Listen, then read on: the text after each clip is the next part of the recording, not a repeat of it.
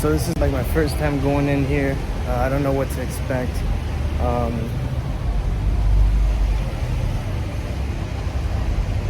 Pretty much thinking it's gonna be like Howl-O-Scream Busch Gardens. So it's my first time here. I think it's like the third year opening, something like that. I'm kind of lost. I have no idea where I'm going. I'm just winging it. I've never been to SeaWorld ever either. These roller coasters look actually pretty cool, to be honest with you. But I don't know if I'm going in the right direction or not. But that's a part of the fun, you know? But other than that, it looks pretty cool. It's kind of late. I came here like at 9-ish. They close at midnight. I don't care too much if I went to the houses or not. I mean, yes, but no. If I don't go all of them, I'm not gonna freak out. But still trying to have just that small little experience, you know.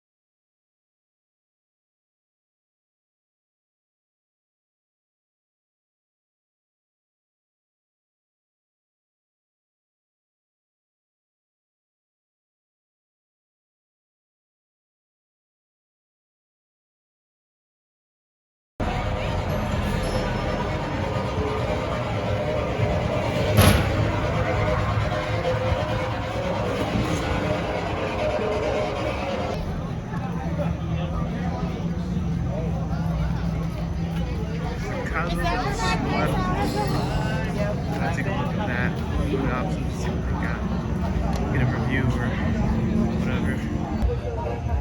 Alright, so there's a couple stands that I wanted to try for food. This one's called a zombie taco. I replaced it with beef, and then I think it has like Cheeto puff dust and cilantro and lettuce, tomatoes. Pretty fat one. I don't know, honestly, I don't know how much I spent. I should check how much I spent, but I didn't. I just put my card in.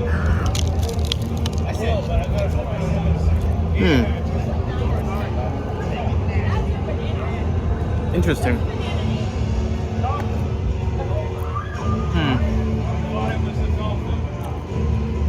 It's pretty solid. I ain't gonna lie to you. Pretty solid. It's pretty good. Honestly, I should check the price in case you guys need it or want it, but I would get it. It's like I wouldn't be surprised if you see this in Taco Bell, which is not a bad thing. I like Taco Bell. I just can't eat like a lot of this, but it's pretty fat, pretty good, pretty fun. This one's called Terrors of the Deep.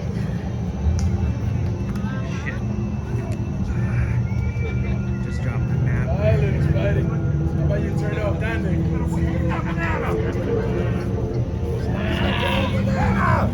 Give me. Oh, like such stilts guy. I always love seeing stilts. That's kind of cool. It's kind of badass.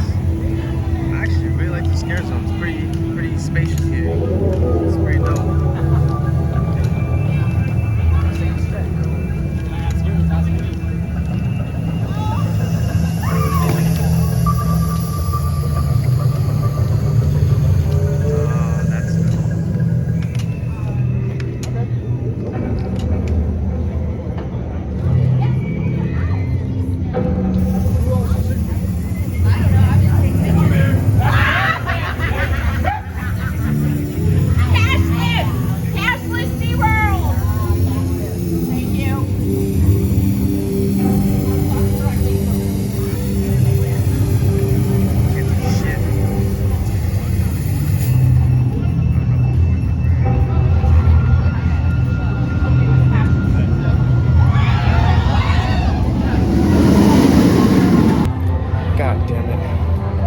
Alright, so I just came out of Blood Reckoning.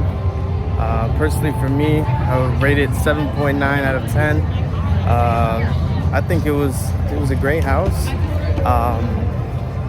They had some cool details, some cool lighting. Really had that Howl-O-Scream feel. Really felt like I was right at home at Howl-O-Scream.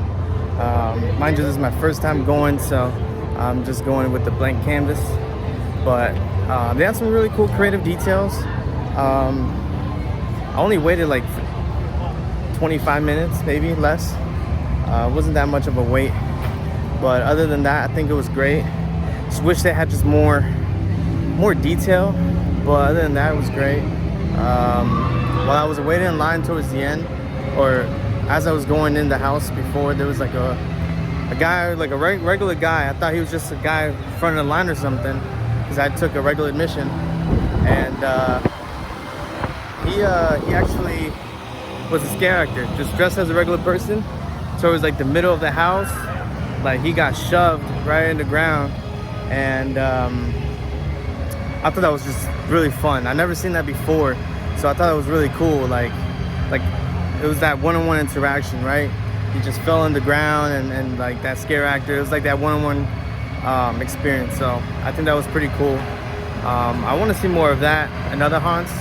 I know it might seem like a waste or time consumption, but they executed it well with me, so I definitely enjoyed it. So it was a great first house so far. Blood Reckoning is the title of that of the house. I don't know if this is another scare zone, but I really like the sea theme. I don't know what it was called.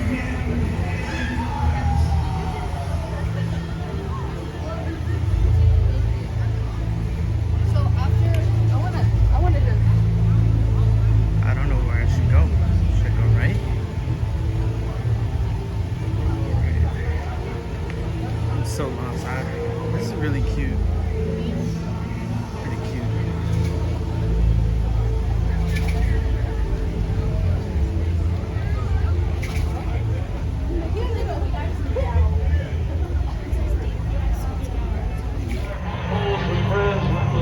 That's where I want to stay.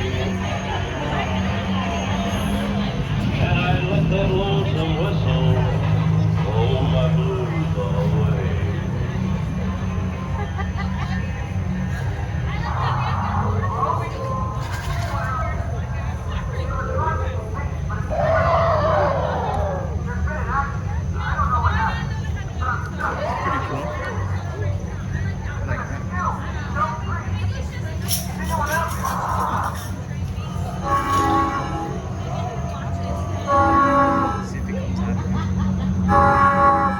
There's been a contamination breach in this area. Oh, smell. I'm sorry, but do you want to hide here? There you go. There you go. You're welcome. You're In this area, please stay where you are. Help is on the way. They've lost us in here. Help is not on the way. That's next to me right there. Do not touch anything. Do not go near the water. I'm trapped in here. I'm trapped in a security base. I can't leave. I can't escape. I think that was the long way to the left. You're going back around. You're going back to the other side of the bridge.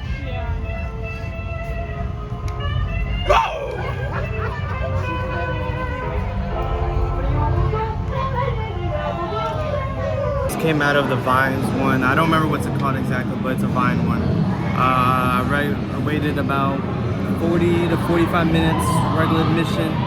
It's not that bad in my opinion.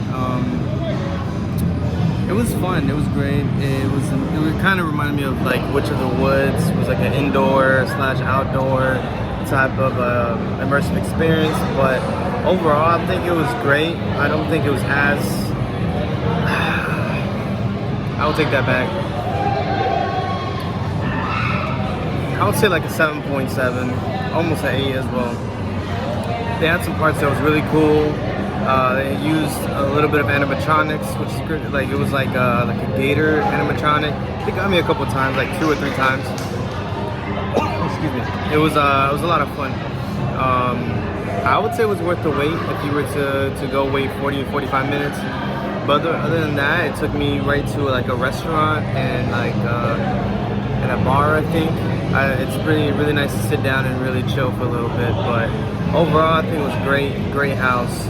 So these two houses really give me that Howl-O-Scream feel. You know, the aggressiveness, the banging of the sounds, and I think that's what I love so far about this event.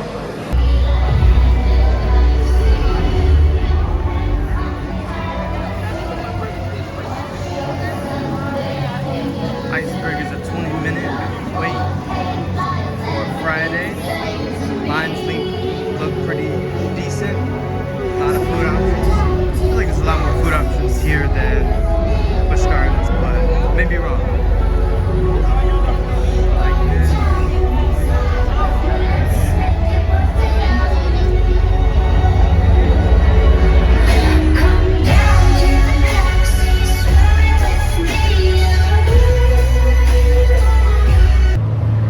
Alright, so it just came out of the beneath the fire, something like that, ice or fire. I don't know if the intel of Howl-O-Scream got the Dueling Dragons concept or something, but this is totally different. I kind of related to it, I guess, a little bit. But honestly, I put this at like a 8.5 because it was like it was really good. Got me more than a few times. Now we're at a gift shop or whatever. But I think it was pretty. It was a lot of fun. It got me a few times. I was by myself majority of the house. There was no line whatsoever on this one. So I think it's 11 p.m. So far 3 houses within a little bit less than 2 hours.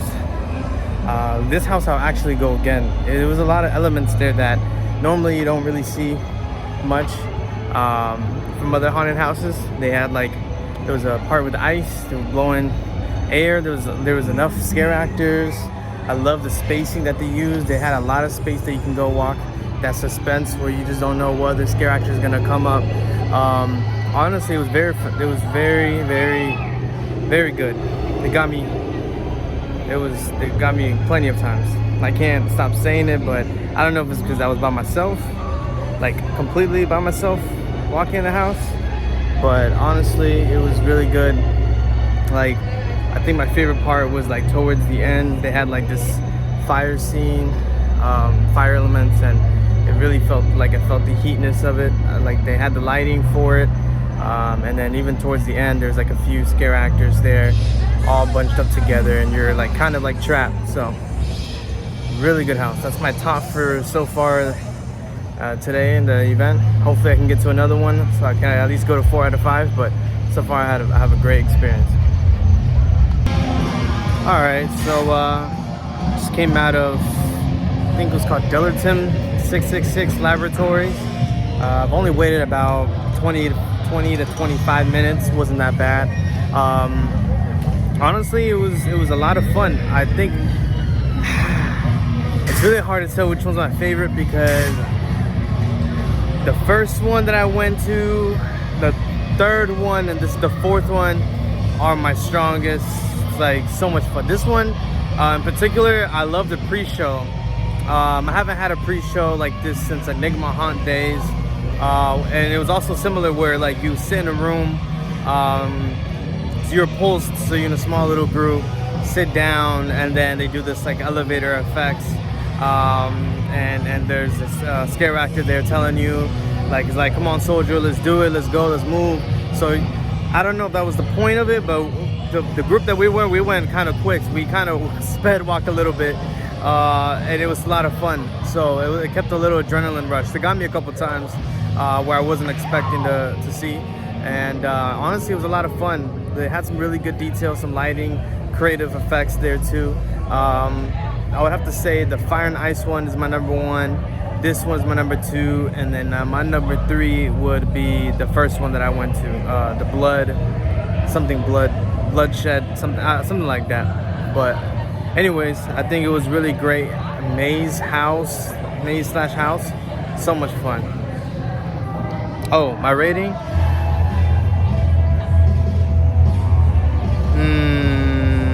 Let's do it an 8. We're gonna do an 8 for this one just because it has a pre-show, and I haven't had a pre-show like that in a long time. So that's an 8 out of 10 on this one.